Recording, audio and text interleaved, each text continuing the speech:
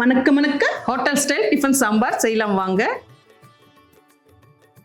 ஒரு பேனில் கடலைப்பருப்பு, உளுத்தம்பருப்பு, தனியா, சீரகம், மிளகு, வெந்தயம், பச்சரிசி, 10 வரமிளகாய், கொஞ்சம் கருவேப்பிலை சேர்த்து வறுத்து ஒரு பிளேட்ல மாற்றி ஆற வைக்கலாம். அடுத்து குக்கர்ல 100 கிராம் துவரம்பருப்பு சேர்த்து 3 கப் தண்ணி ஊற்றி 1/4 டீஸ்பூன் மஞ்சள் பொடி, 1 டீஸ்பூன் எண்ணெய் விட்டு குக்கர் மூடி 3 விசில் வர வரைக்கும் வேக வச்சு ஆஃப் செஞ்சிடலாம். அடுத்து ஆறின மசாலா பொருட்களை நைஸா பொடி செஞ்சு எடுத்துக்கலாம். ஒரு கடாயில 3 டேபிள் ஸ்பூன் எண்ணெய் விட்டு சூடானது 1 டீஸ்பூன் கடுகு போட்டு பொரிஞ்சதும் கடலைப்பருப்பு, உளுத்தம்பருப்பு போட்டு வறுத்து கொஞ்சம் கருவேப்பிலையும் போட்டு வறுப்பட்டதும் 20 சின்ன வெங்காயம் போட்டு 1 நிமிஷம் வதக்கி விட்டு வெட்டி வச்ச 3 மீடியம் சைஸ் தக்காளியை போட்டு நல்லா வதக்கிக்கலாம். அதோட வெட்டி வச்ச ஒரு கத்திரிக்காய், முருங்காய், கேரட், 10 பீன்ஸ் சேர்த்து 1 நிமிஷம் வதக்கி விட்டு அரைச்சி வச்ச மசாலா பொடியும் கொஞ்சம் தண்ணியும் சேர்த்து கலந்து விடலாம்.